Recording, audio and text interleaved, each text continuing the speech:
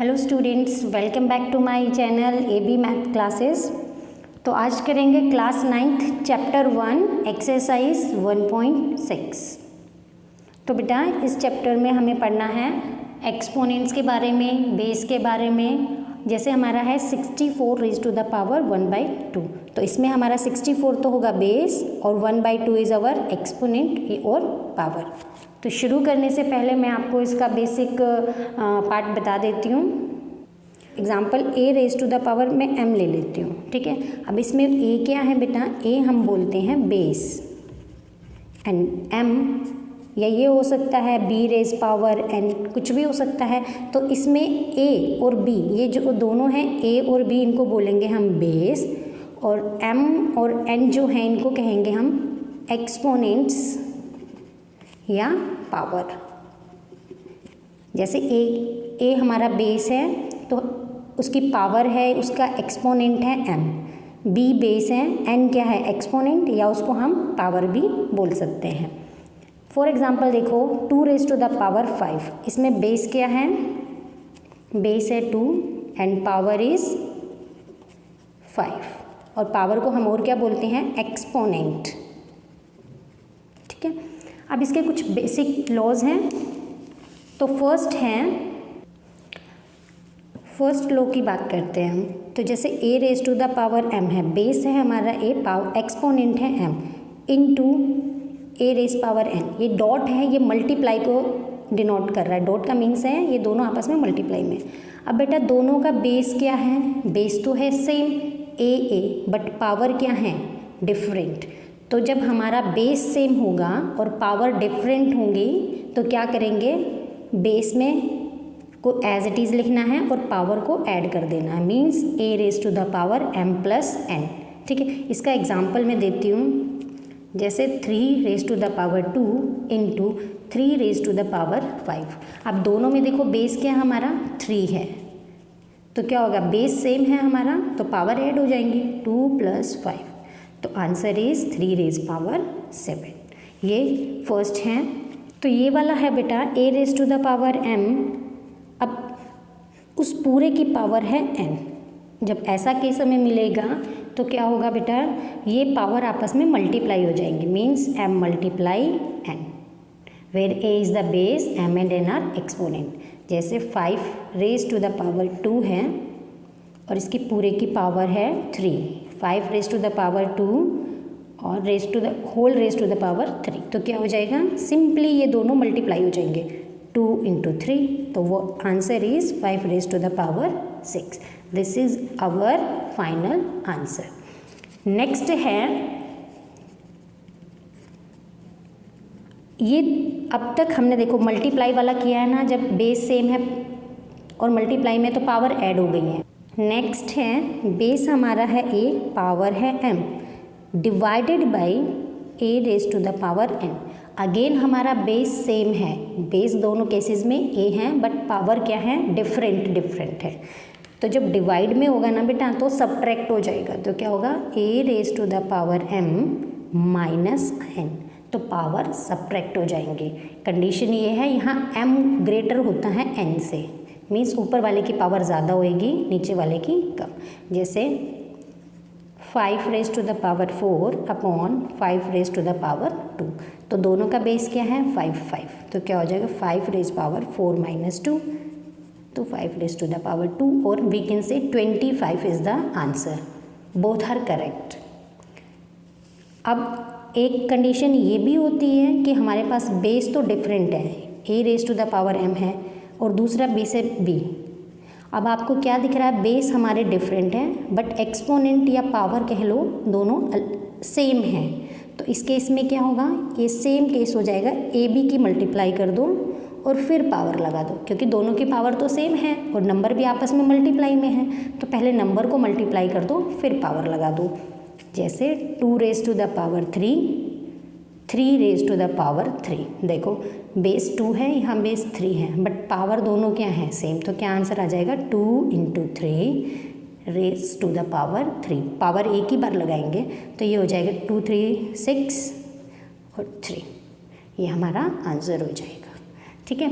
अब बेटा हमें एक और चीज़ पता होनी चाहिए इसमें कि कोई भी नंबर अगर उसकी पावर ज़ीरो है, मीन्स एक्सपोनेंट ज़ीरो है, तो वो 1 होता है। जैसे a raise to the power zero क्या होगा 1। ये कुछ भी हो सकता है, 10 to the raise to the power zero भी 1, 1000 ये 400 रेज़ टू द पावर कितना बेटा ज़ीरो, तो भी आंसर 1 होएगा। कोई भी हमारे पास नंबर हो अगर उसकी पावर ज़ीरो है तो आंसर क्या आएगा 1। नेक्स्ट अगर हम बात करें तो अब तक पॉजिटिव पावर आपने पढ़ी। अगर ये लिख दूँ मैं 2 रेज़ टू द पावर -1, इसका मतलब क्या होगा बेटा, जब भी पावर नेगेटिव में होगी ना तो उसका मतलब है वो 1 बाई है, तो ये 1/2 रेज़ टू द पावर 1। ठीक है, जैसे मैंने लिखा a raise to the power -n, वो क्या होता है, रेसिप्रोकल कर दो, 1/a raise to the power m। ठीक है, इस टाइप से आपको करना है। ये रिवर्स भी ट्रू होता है, जैसे 1/a raise to the power -m है। ठीक है, नीचे डिनोमिनेटर में माइनस पावर है, तो इसको मैं क्या लिख सकती हूँ, जब ये डिनोमिनेटर से न्यूमिनेटर में जाएगी तो पावर पॉजिटिव हो जाएगी, तो +m हो जाएगा। ठीक है, तो रेसिप्रोकल हो गया है। अगर ये नीचे डिनोमिनेटर में नेगेटिव पावर है तो ये ऊपर जाकर पॉजिटिव हो जाएगी, और ये ऊपर नेगेटिव है तो डिनोमिनेटर में जाके पॉजिटिव। ये दोनों केसेस है। जैसे मैंने लिखा 15 रेज़ टू द पावर -3, तो आप इसको क्या लिख सकते हैं, इसको हम लिख सकते हैं 1/15 रेज़ टू द पावर 3। ठीक है, तो अब शुरू करते हैं एक्सरसाइज का फर्स्ट क्वेश्चन। एक्सरसाइज का फर्स्ट क्वेश्चन है find 64 raise to the power 1/2। ठीक है, तो देखो बेटा 64 की पावर हाफ है। बेटा पावर हाफ होती है ना तो उसका मतलब होता है √64। पावर हाफ होती है तो उसको हम ये भी लिख सकते हैं, और अंडर रूट में जो भी नंबर है, तो 64 है तो √64। इसको कैसे सॉल्व करते हैं, तो सबसे पहले हमें क्या करना पड़ेगा, 64 को प्राइम फैक्टराइजेशन करनी पड़ेगी। 2 3 × 6, 2 2 × 4, देन 2 1 × 2, 2 6 × 12, 2 8 × 16, 2 4 × 8, 2 2 × 4, 2 1 × 2। ठीक है, तो 2 कितने टाइम्स है, 1 2 3 4 5 6। तो मैं क्या लिख सकती हूँ, ये मेरा जो है 64 रेज़ टू द पावर 1/2, इसको मैं क्या लिख सकती हूँ 2 रेज़ टू द पावर 6। और पूरे में कितनी पावर है बेटा 1/2। यहाँ कौन सी आइडेंटिटी लगेगी, a raise power m whole raise power n, ये क्या हो जाता था a raise power m × n। हम इसका यूज़ करेंगे, ये जो हमने पढ़े थे अभी लॉज ऑफ एक्सपोनेंट में, तो ये वाला हम यूज़ करेंगे। तो इसको सॉल्व करते हैं। ये है 2 रेज़ पावर 6 × क्या हो जाएगा 1/2, 2 1 × 2, 2 3 × 6, तो क्या हो जाएगा 2 रेज़ टू द पावर 3। अब 2 रेज़ टू द पावर 3 क्या होता है, ये हो जाएगा 2 को 3 times multiply, 2 2 × 4, 4 2 × 8, so 8 is the required answer. ठीक है, नेक्स्ट क्वेश्चन है इसका, सेकंड क्वेश्चन है 32 रेज़ टू द पावर 1/5। तो अगेन हमें 32 को प्राइम फैक्टराइजेशन करना पड़ेगा। अगर आप डायरेक्टली आपको याद है तो आपको ये करने की भी ज़रूरत नहीं है। 2 16, 2 8, 2 4, 2 2, 2 1। देखो 1 2 3 4 5। इट मीन्स मैं 32 को क्या लिख सकती हूँ बेटा, मैं 32 को लिख सकती हूँ 2 रेज़ टू द पावर 5। ठीक है, अगेन वही वाली हमने जो भी किया था, क्या था बेटा a raise power m whole raise power n, तो क्या हो जाएगा a raise power m × n। ये वाला लगेगा तो क्या हो जाएगा 2 raise to the power 5 × 1/5। 5 1 × 5, 5 1 × 5 cancel, simply क्या बच गया 2 रेज़ टू द पावर 1, तो ये क्या आएगा 2 ही आएगा। This is our answer. Next है थर्ड पार्ट जो है फर्स्ट क्वेश्चन का, वो है 125 रेज़ टू द पावर 1/3। ठीक है, अब मुझे इसको याद नहीं है तो मैं प्राइम फैक्टराइजेशन से देख लेती हूँ। तो ये बेटा 3 से नहीं जा रहा है, 3 और 5 8 हो गया, नहीं जा रहा है तो 5 से जाएगा। 5 2 × 10, 5 5 × 25, 5 5 × 25, 5 1 × 5। तो मैं 125 को क्या लिख सकती हूँ, 125 को मैं लिख सकती हूँ 5 रेज़ टू द पावर 3, और उस पूरे की पावर है 3। अगेन वही वाला फॉर्मूला यूज़ हुआ है, 3 से 3 cancel, 5 raise to the power 1, तो आंसर भी क्या आएगा हमारा 5। बहुत इजी क्वेश्चन है।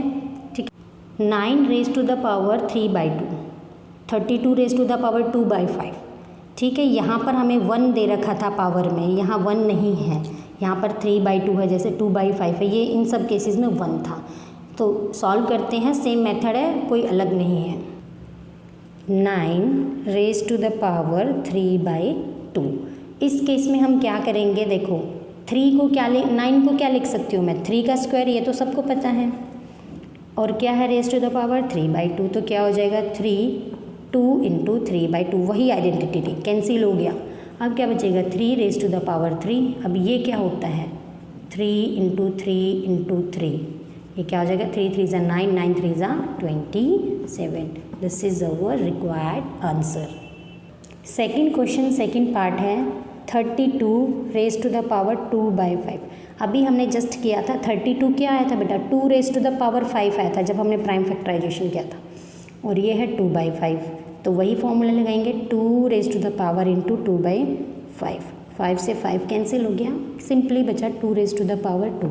सो आंसर क्या आ जाएगा 2 का स्क्वायर क्या होता है 4। डन। क्वेश्चन नंबर सेकंड का थर्ड पार्ट है, तो बेटा ये है 125 raise to the power -1/3। Sorry ये पार्ट फोर्थ हो गया है ना, थर्ड मैंने मिस कर दिया, उसके बाद कर लेंगे। अब बेटा मैंने अभी किया था 125 को क्या लिखा था 5 रेज टू द पावर 3 किया था ना, 5 raise to the power 3 whole raise to the power -1/3। आप इसको ओपन कर दीजिए, -1/3 से मल्टीप्लाई हो जाएगा, 3 1 ज़ा 3 कैंसिल आउट, क्या बच गया 5 रेज टू द पावर -1। अभी मैंने आपको जस्ट समझाया था पावर नेगेटिव है तो उसको क्या लिख सकते हैं डिनोमिनेटर में, ऐसे लिख सकते हैं 1/5 रेज टू द पावर 1, ये सिंपली क्या हो जाएगा 1/5। ये भी करेक्ट आंसर है, ये भी, लेकिन आप इसको लिखेंगे तो ज़्यादा बेटर है। नेक्स्ट है जो सेकंड का हमारा थर्ड पार्ट मिस हो गया है, वो है 64 रेज टू द पावर 3/4। अब 16 क्या होता है, 16 को जब आप प्राइम फैक्टराइजेशन करेंगे तो वो आएगा 2 रेज टू द पावर 4। तो 16 को मैं लिख सकती हूँ 2 raise to the power 4 whole raise to the power 3/4। Simply क्या है, खोल दो उसको, ओपन कर दो, पावर को कैंसिल, क्या बच गया बेटा 2 रेज टू द पावर 3। ये क्या आएगा 2 raise to the power 3 means 8, 2 2 ज़ा 4, 4 2 ज़ा 8। ठीक है, तो ये आंसर है। नेक्स्ट है थर्ड क्वेश्चन, क्या है बेटा simplify 2 raise power 2/3 into 2 raise power 1/5। देखो दोनों में बेस सेम है तो पावर ऐड हो जाएंगे। ठीक है, तो बेटा हमारी कौन सी आइडेंटिटी जो हमने पढ़ा था एक्सपोनेंट वाले लॉज में, तो ये था a raise power m into a raise power m। दोनों का बेस सेम है तो क्या आता था, पावर को सिंपली ऐड करना था, m + n, वही हम यहाँ लगाने वाले हैं। 2 है, अब 2 की पावर है 2/3, उसमें क्या ऐड हो जाएगा 1/5। सॉल्व कर लेते हैं इसको, 2/3 + 1/5, 3 और 5 का एलसीएम क्या हो जाएगा, what is the LCM 15 is the LCM. Then 3 5 और 5 इधर इसको किससे मल्टीप्लाई करना पड़ेगा, 3 5 ज़ा 15 ना, और 5 2 ज़ा 10, सिंपली एलसीएम लेना है, 5 3 ज़ा 15, 3 1 ज़ा 3, तो क्या हो गया ये 13/15, 13/15। तो मैं क्या लिख दूँगी 2 रेज टू द पावर 13/15। ठीक है, ये मैंने यहाँ सॉल्व करके दिखा दिया, आप चाहो तो पावर में भी सॉल्व कर सकते हो, तो इसका सिंपली यही आंसर आने वाला है। थर्ड का सेकंड पार्ट है 1/3 raise to the power 3 raise to the power 7। ये कौन सी वाली आइडेंटिटी लगेगी बेटा, ये वही वाली है a raise to the power whole raise power n, तो a रेज पावर mn। अब आप सोच रहे होगे तो डिनोमिनेटर में कोई बात नहीं है, 1 की पावर तो कुछ भी कर लो, 1 की पावर 7 हो जाएगी, डिनोमिनेटर में क्या हो जाएगा 3 रेज टू द पावर 3 और पूरे की पावर 7।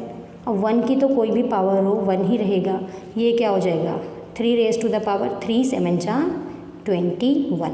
अब ये 1/3 रेज टू द पावर 21 है ना बेटा, तो मैं इसको क्या लिख सकती हूँ, इसको 1 रेसिप्रोकल में इसको मुझे सॉल्व करना पड़ेगा, तो क्या हो जाएगा ये न्यूमरेटर पार्ट में जाएगा तो पावर बस नेगेटिव हो जाएगी।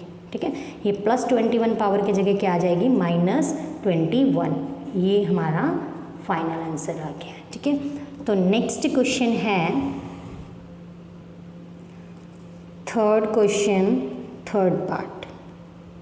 क्या है हमारा, 11 raise to the power 1/2 divided by 11 raise to the power 1/4। कौन सी आइडेंटिटी लगेगी, a raise to the power m upon a raise to the power n। Base same है, पावर डिफरेंट है और डिवाइड में है, तो क्या हो जाएगा, a raise to the power m minus n। इसी का हमें यहाँ यूज़ करना है। तो क्या हो जाएगा, 11 बेस तो सेम है, पावर सब्ट्रैक्ट हो जाएंगे, तो क्या हो जाएगा 1/2 माइनस 1/4। सॉल्व कर लेते हैं, 1/2 माइनस 1/4, एलसीएम आ जाएगा 4, इधर क्या हो जाएगा 2, 2 2 ज़ा 4, 2 1 ज़ा 2, माइनस इधर 4 है तो 4 1 ज़ा 4, तो 1 ही आएगा, 1/4, ठीक है। तो क्या हो जाएगा, 11 रेज़ टू द पावर 1/4, ये आंसर है, ठीक है। बहुत इजी चैप्टर है। नेक्स्ट है लास्ट क्वेश्चन है, क्वेश्चन थर्ड लास्ट पार्ट है, 7 raise to the power 1/2 into 8 raise to the power 1/2। बेटा कौन सी इसमें हमें फॉर्म दिख रही है, ये दिख रही है हमें a raise to the power m into b raise to the power m। Base different है, एक्सपोनेंट दोनों के सेम है, तो क्या लगेगा, दोनों बेस को मल्टीप्लाई कर दो और पावर m कर दो, ठीक है, यही हो जाएगा। सॉल्व करते हैं, बेस की मल्टीप्लाई मीन 7 इंटू 8 पावर है 1/2, 7 8 ज़ा 56 रेज़ टू द पावर 1/2, ठीक है। ये आंसर आ गया है। अब एक बात ध्यान रखो, जब भी पावर 1/2 हो गया ना, उसका मतलब होता है रूट, और हम इसको क्या लिख सकते हैं, इसको लिख सकते हैं 56 अंडर द रूट। ये दोनों ही करेक्ट हैं। हाफ पावर का मतलब ही होता है square root, half power means square root. Exercise 1.6 complete हो गई है। तो अगर आपको ये वीडियो अच्छी लगी तो मुझे कमेंट करके ज़रूर बताना और अपने सभी फ्रेंड्स के साथ शेयर करना और मेरे चैनल को सब्सक्राइब करना, लाइक करना और नोटिफिकेशन बेल को ज़रूर ऑन कर लेना।